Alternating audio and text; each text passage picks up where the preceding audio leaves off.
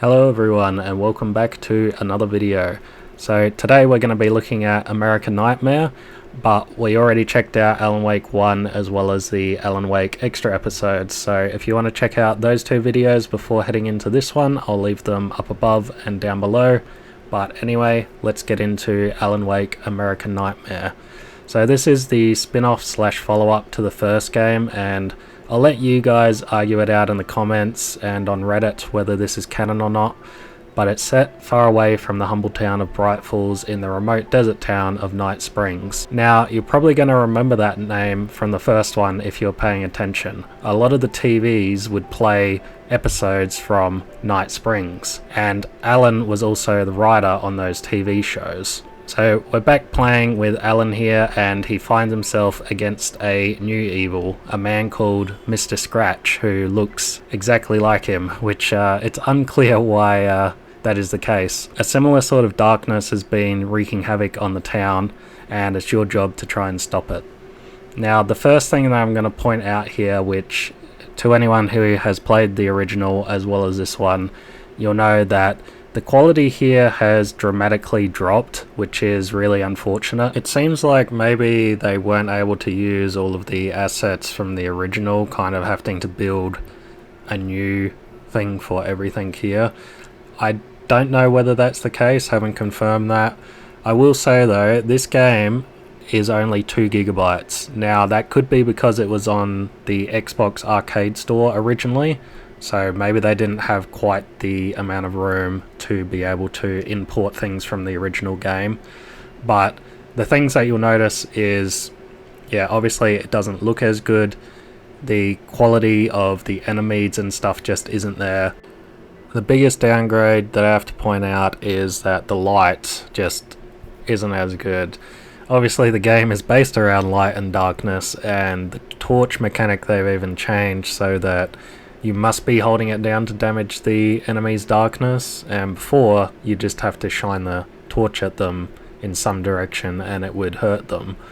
But yeah, now it's kind of completely changed. But let's jump over to some of the better aspects of this game. So just like the bonus episodes, they have a lot more freedom here to kind of do what they want. And one of the things that they have implemented is this unlock system. So just like the original, there are manuscript pages you'll need to collect.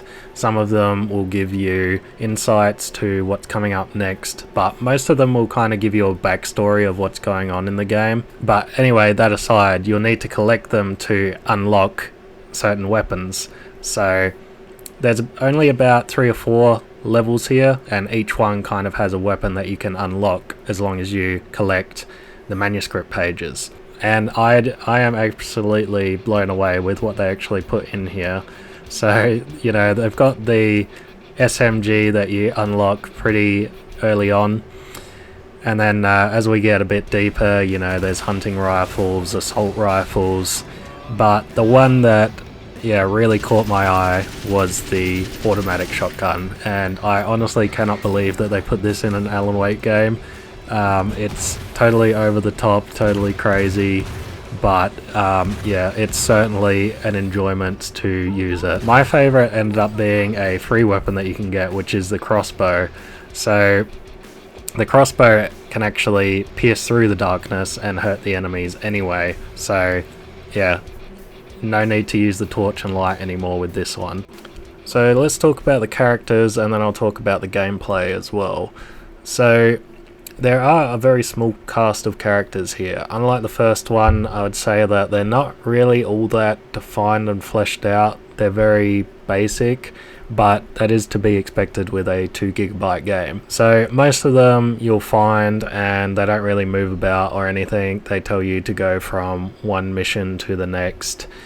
And this is where I get into the gameplay side of things, and honestly, it's kind of disappointing to begin with, but let me explain it and then lead into why I actually started enjoying this. So the first time going through this, and yes, you'll be going through this story multiple times, you'll be going through it 3 times to actually finish this game. So the first time it feels really long, and arbitrary. They don't give you much of an insight into the stories, these characters, but they give you these fetch quests, and it's like, go collect, you know, these 3 things, and then go and do this, and once you've done that, you can come back and collect another 3 things. And, you know, I absolutely hate that. However, after you've played it the first time, you restart back at the beginning of the game. Now, it's not the beginning of the game, it is your second playthrough of it. So, things have actually changed, and that first sort of hour playing this, I really wasn't enjoying it, but when I actually got into replaying them and they sped things up, so the characters actually remember that first playthrough and they start doing things to help you out. So they go and collect these items for you, so when you show up to do it again, things are already in place. And I really started to enjoy it here, this sort of fast-paced take on the game. And yeah, really cool, really intuitive. I think that it was a great idea, and like I said about them only making this game 2 gigabytes, this of course was the perfect thing to do to play through the levels, to not make the game too big. So they actually worked with what they had really well here, and it really pushes you forward once you get into it, playing through the levels again, you know, knowing what's going to come up and what's going to happen. So yeah, I really started enjoying it from this point on, and I'd say that anyone who hasn't played through this, I'd say, you know, give it a bit more than an hour. So get onto that second playthrough, and I reckon you'll start enjoying it as much as I did. So let's talk about the enemies, because there are some really interesting ones here. Now, like I said, obviously with the original, and if you watch my original video, there's a certain line that they want to keep with the Alan Wake game, and here obviously it is a add-on, a spin-off, an extra thing, so they can really expand on things that didn't quite fit into that first game. And something they've done here is add a whole bunch of monsters. So we have, you know, the usual Taken, there's also giant spiders, there's also these giant hillbilly guys that look more like trolls than anything. We also have something that is pretty similar to a vampire. You know, none of this is really explained why there are these monsters, but, you know, it's really fun fighting them, that's for sure.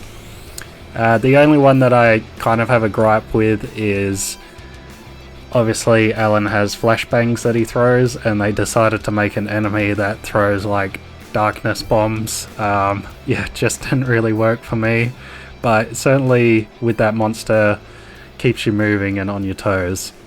So I'm going to talk about the story end of the game, and really, if you're worried about spoilers, there's nothing to spoil here. The whole game, you know, the story is you're trying to get Alice back, and also fighting Mr. Scratch, who is putting multiple things in your way so that hopefully you'll fail and that he can take over your life. So at the end of the game, you end up working everything out and breaking free of the darkness loop that you're trapped in, and then you get to go to Alice, which we get a nice live action scene of Alan and her together. I kind of wish that we had had a bigger fight with Mr. Scratch at the end, because they don't really do one, and yeah, that was a little bit disappointing to say the least. However, I still think this game is well worth your time. Obviously, if you're an Alan Wake fan, definitely pick this up and give it a go. I think the funnest aspect of this game is something that you actually unlock after finishing it, which is just the wave defense mode. So you can play through multiple levels of just trying to withstand these hordes of enemies that are coming at you, and that is a lot of fun, a lot more fun than I thought it would be. But there is a little bit of housekeeping with this. I would recommend not changing your resolution size. Whatever it decides to make it, keep it like that, because I had some really big problems trying to scale it to how I wanted, and it took quite the amount of messing around to actually get it to work. That could be because, you know, this is an old game and it doesn't like doing, you know, the 4K resolution. It could be that, I'm not sure. I've definitely had problems with it with other games in the past. The other thing is, I wouldn't recommend buying this on Epic, because It does say that it's compatible with a controller, however I never got it to work. I just ended up paying like the $13 to get it on Steam, which, thinking of $13 for 3 hours, I think that is pretty reasonable. I would probably wait for a bigger sale on it though. I'd say, you know, get a nice 50% off or something and pick it up really cheap if you want to try this one out. But anyway guys, that has been our look at Alan Wake 1, Alan Wake Extras, as well as American Nightmare. So we are well on our way to finally getting to Alan Wake 2. We have one more game in between that though that we're going to check out, so make sure you subscribe, leave me a like and all that, and I'll see you guys on the next one.